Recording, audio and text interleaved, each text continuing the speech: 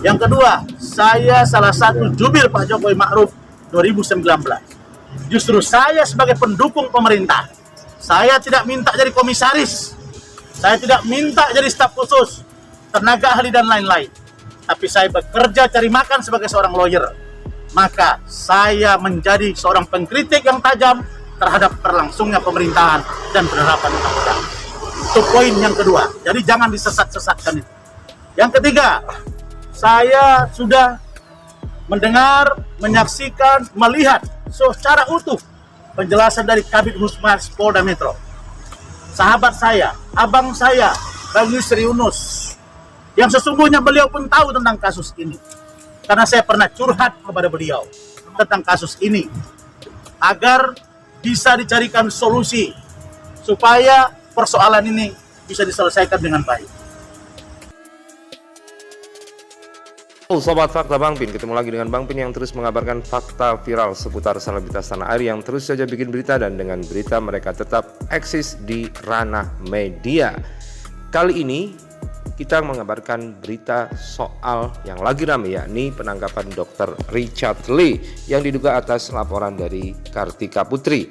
Dan di situ ada sosok yang cukup kontroversial karena bersuara sangat lantang mengkritik institusi Polri yang melakukan penangkapan kepada kliennya dengan cara yang dikatakan seperti penangkapan paksa dan dianggap sebagai penangkapan yang tidak layak untuk kasus yang tidak sebesar itu.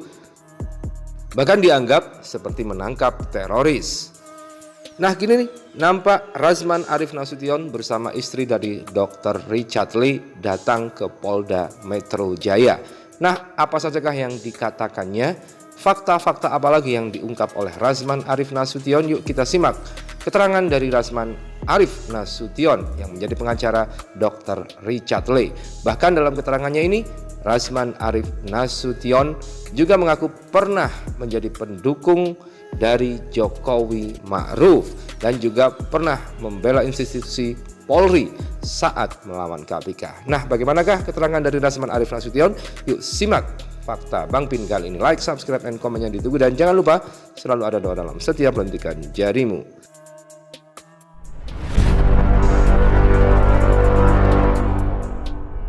Kemarin dengan ada kejadian ini dok, saya cari munduran ya, hati-hati, awas, kecewa nggak dok? Udah. Ya.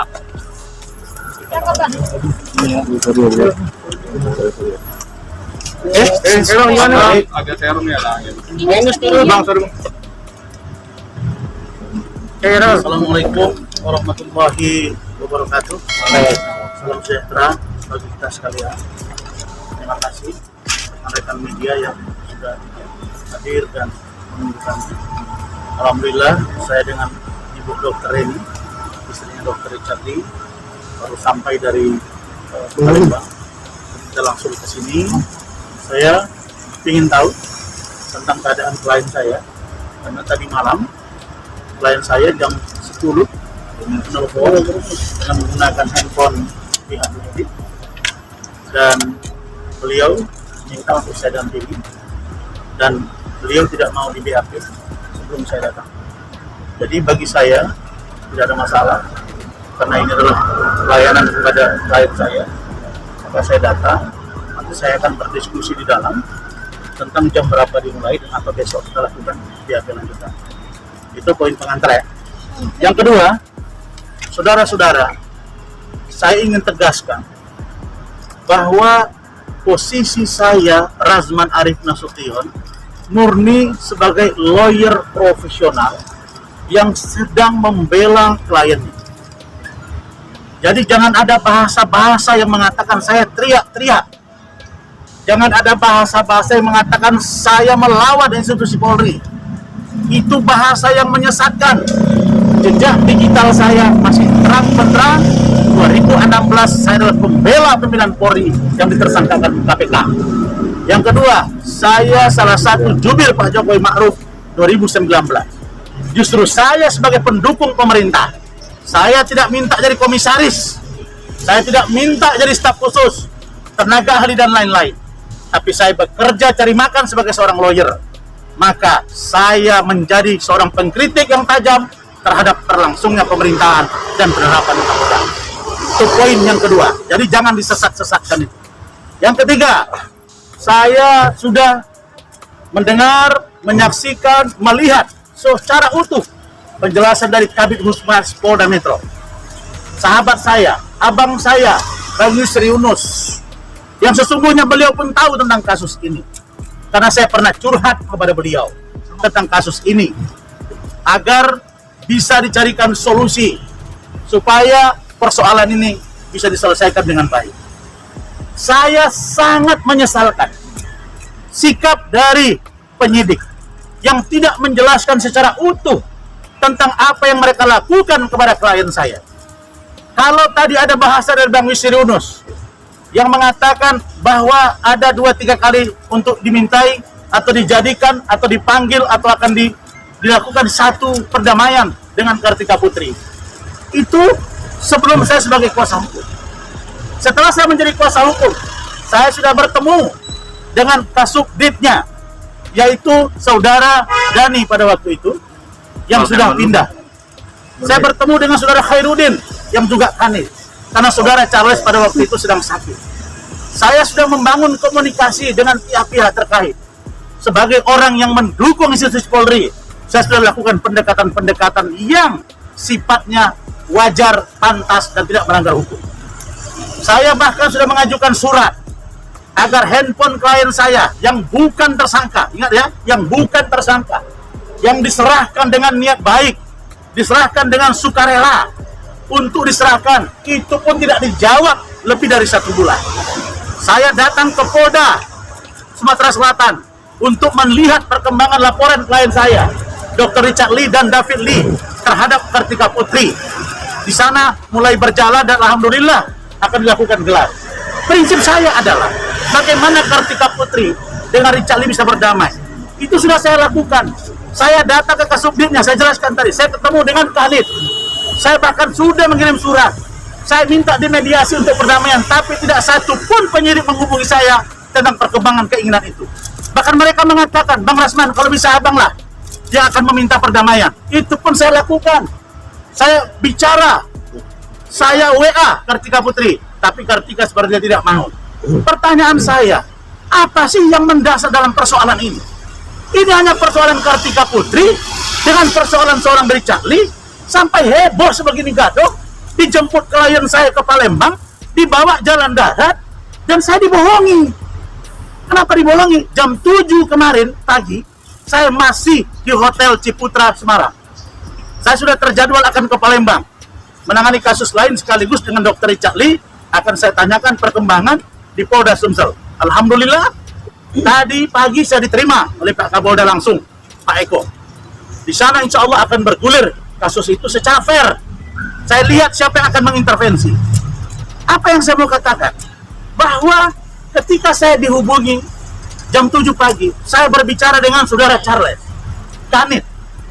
Beliau mengatakan kepada saya, Bang, kita mau periksa handphone Richard Lee. Tolong Bang, kasih pengertian kepada Dr. Richard Lee. Kooperatif. Saya telepon, demi Allah, wallahi wa billahi wa tallahi, saya muslim. Didengar, ya benar ya, saya telepon, ini ada Hans, saksi, ada juga tim saya. Beliau bilang hanya periksa. Saya tanya, untuk apa? Bang, ada kaitannya dengan Instagram. Saya telepon Dr. Richard Lee, dokter kasih saja. Diperiksa, disaksikan bersama-sama. Saya tanya, ini handphone mau diapain? Enggak Bang, kita mau periksa. Handphone mau dibawa enggak? Enggak. Terus, Dr. Richard Lee mau diapain? Enggak ada apa-apa Bang. Jadi enggak dibawa? Enggak. Karena dia, saya bilang, loh ini masih belum tersangka loh. Dia masih saksi. Nah iya Bang. Nah, lalu kemudian menjelang jam 9, saya sudah jalan ke bandara, terus meninggi persoalan. Bahkan mulai ada pertengkaran. Saya ditelepon lagi sama Dr. Richard. Bang, ini gimana? Kok saya sekarang katanya mau ditahan? Loh, ada apa ini? Saya tanya, mana Charles? Kok Anda bohong sama saya? Oh Bang, saya perintah pimpinan. Ingat, perintah pimpinan. Setahu saya di KUHP, diatur penyidik itu sifatnya independen, bukan perintah pimpinan. Dasar seseorang ditangkap, ditahan, dijemput, ada dasarnya. Sekarang Kok tiba-tiba klien saya dibawa, tidak didampingi siapapun, tidak ditandatangani surat untuk penahanan, penangkapan, dipaksa sedemikian rupa, padahal saya datang, sudah bilang jam 4 tunggu saya, pun mereka paksakan berangkat jalan darat. Saya sampai mereka tidak ada. Toh sekarang nggak ada apa-apa di sini. Apa yang berbahaya dari seorang dokter Richard Lee? Dia orang biasa. Dia hanya seorang pemilik klinik kecantikan. Kok sampai sebegini gadohnya gitu? Ada apa ini gitu? Apakah ada orang kuat di belakang Kartika Putri? Apakah saya tidak patut menduga kecurigaan ini? Ada apa ini? Dan sekarang ini dikembangkan lagi. Seolah-olah katanya ada illegal access. Illegal access yang mana? Klien saya itu belum tersangka. Tidak, saya terima surat putih. Langsung ini diserahkan kepada istrinya nih. Tersangka. Surat perintah penahanan, penangkapan. Tidak pernah diperiksa. Pelapornya Asep Sanusi tanggal 5. Laporan polisi di sini tanggal 9. Penjelasan dari Pak Yusrinus tanggal 5. Sini tanggal 9. Mana yang benar ini? Tanggal 9 tadi kan penjelasan dia ya? Tanggal 9 Bang. Tanggal 9. Ya. Di sini tanggal 9 yang melapor orang lain, klien saya, dia belum diperiksa. Alangkah eloknya dipanggil dia, BAP dia. Saya akan dampingi dan klien saya mau. Ini masalah marketing. Dia pebisnis. Hancur reputasinya dengan belasan cabang yang ada di Indonesia. Beginikah cara presisi Pak Kapolri? Saya yang cinta Polri. Beginikah cara menerapkan visi misi penegakan hukum Pak Jokowi? Saya bertanggung jawab moral. Karena itu dengan sangat-sangat sedih dan prihatin saya melihat bahwa surat penangkapan ini sangat tidak etis. Cara kanitnya tidak etis. Karena itu saya minta supaya Dirkrimsus, Saudara Auliansa Lubis dan Kasubdit serta Kanit dicopot karena tidak pantas menjadi penegak hukum dalam hal terkait dengan kasus Richard Lee. Dan saya tidak akan berhenti pada persoalan ini. Kenapa? Karena klien saya melakukan constitutional complaint. Saya lawyer profesional. Saya cinta negara ini. Dan karena itu, besok kami akan laporan ke Kadif Propam. Kami akan jalan ke Paminal. Kami akan jalan ke Irwas. Kami akan datang ke Wasidik. Dan kami akan sampaikan persoalan ini ke DPR RI. Dan bila perlu sampai ke Presiden. Karena kalau receh-receh temeh begini, bisa dilakukan tindakan semena-mena terhadap klien saya. Bisa jadi besok akan terjadi kepada orang lain. Jadi itu pengantar dari saya. Saya tidak ada urusan. Sekali lagi, saya tidak ada urusan dengan urusan orang-orang yang tidak menegakkan hukum. Saya memang bukan malaikat, tapi jangan perlakukan klien saya. Saya bukan melawan negara. Saya pendukung pemerintah, tapi saya konstruktif memberikan masukan. Saya cinta Polri dan cinta negara. Jadi saya akan datang malam ini. Saya akan ketemu. Saya akan lihat klien saya. Bagaimana mereka perlakukan, karena katanya sudah ada illegal access. Itu saja, cukup ya. Bang, tapi kan itu ada